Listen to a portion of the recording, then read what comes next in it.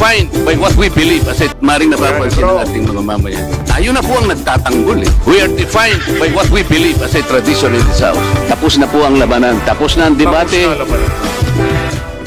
Gusto mo ng pagbabago, maging matalino sa pagpapasya.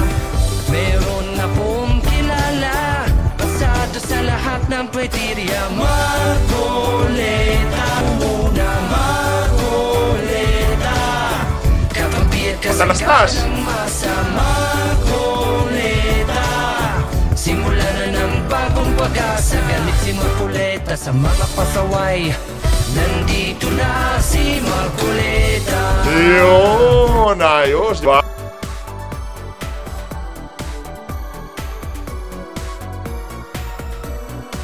Mga kaibigan, Congressman Rodante Marcoleta!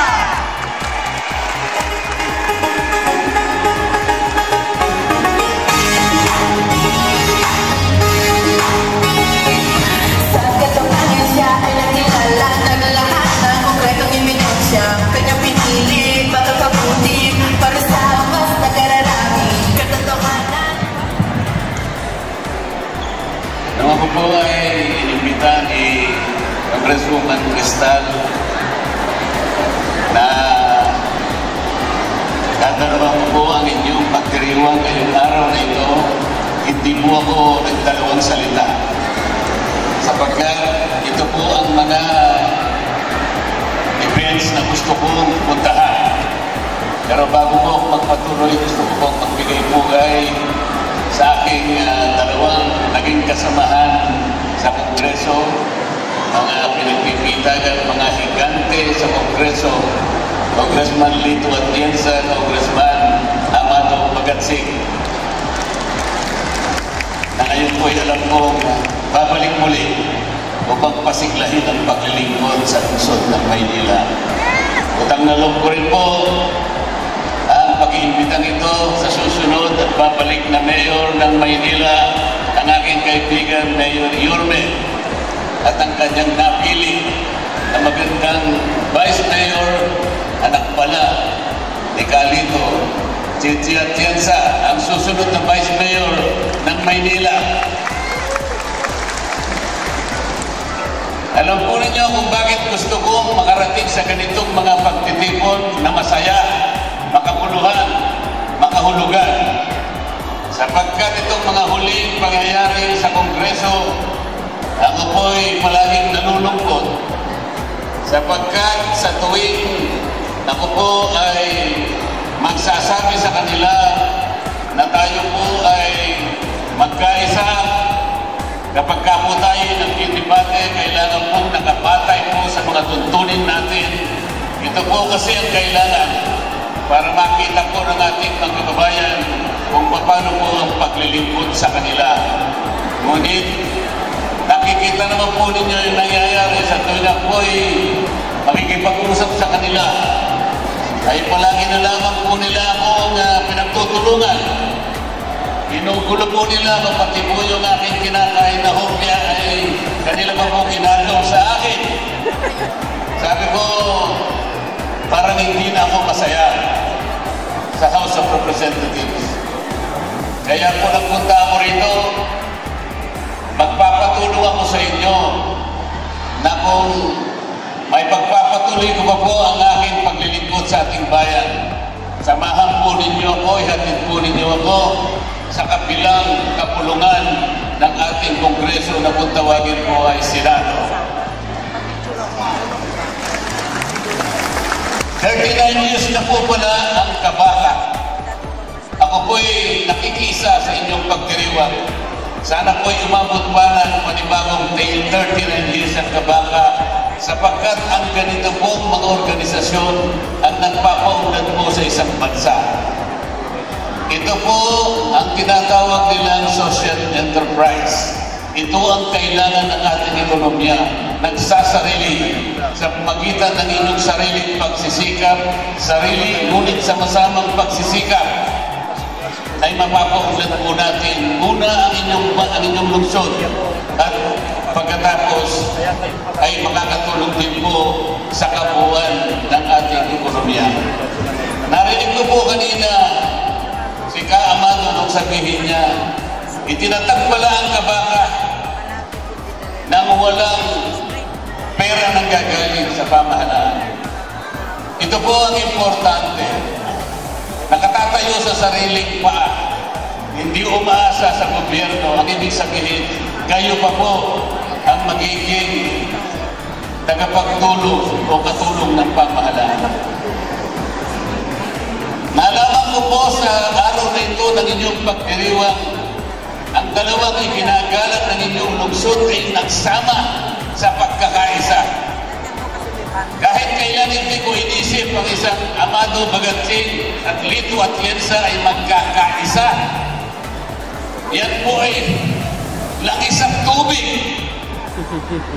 Alam po ninyo ang importansya na nangyari sa lungsod ng Maynila para ang dalawang lalaki ito'y magkaisa. Kayo po ang panalo sa pagkakaisa ng dalawang taong ito. Ito po ang kailangan ng ating bansa ngayon. Ang House of Representatives, nagpalabas po sila ng manifesto. Ang sabi po nila, tangkilikin natin ang pagkakaisa, ang katapatan at paglilingkod at pagtatanggol sa ating bansa. Pero ang nangyayari, hindi po ganun. Nagkakaaway po na dahil naman sa politika. Kahit sana mapolitika po tayo, huwag po natin isasakripisyo ang kapalaran at ang kabuhayan ng ating bansa. Kahit na po ang Biblia ay sinasabi tungkol dyan. Wala po akong nakitang bansa dito sa balat ng lupa na nagkaisa, na nagtagumpay, na na-develop ng walang pagkakaisa.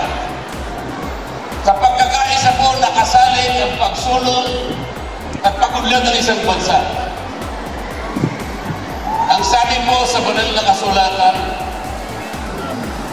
ang isang kaharian, ang isang bansa o ang isang tahanan hindi mananatili, mawawasak yan kapag walang pagkakaisa. Ano pa po ang sinasabi tungkol sa kabutihan ng pagkakaisa? Ang sabi po, masdan ninyo ang pagkabuti at pagkaligaya ng magkakapatid na tumatahang sama-sama sa pagkakaisa. Napakapalad ng Maynila.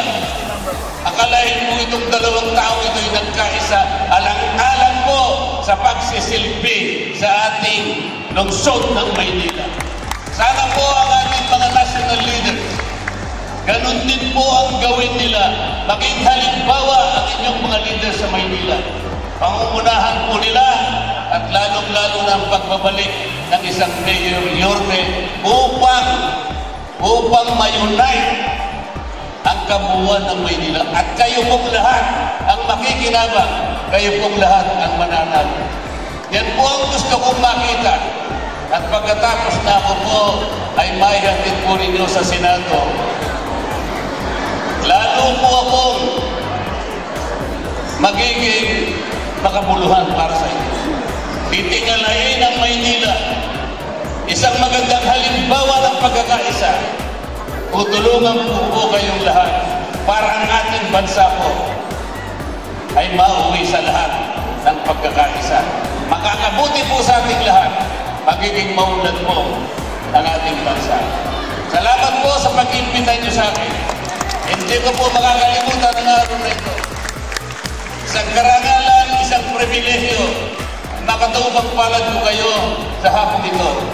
At babalikan ko po ang Maynila sa isang pagkakataon na sana'y isang senador, ganap na senador ng ating bansa. Maraming salamat po sa inyong lahat. Maraming salamat! Mabuhay!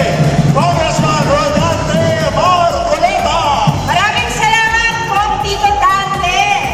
Alam niyo, alam mo, partner, Tito Dante, mahal na mahal ko talaga yan. Kasi lagi niya akong inaalagaan at hindi niya ako pinapahirapan pag nandun kami sa plenary dati.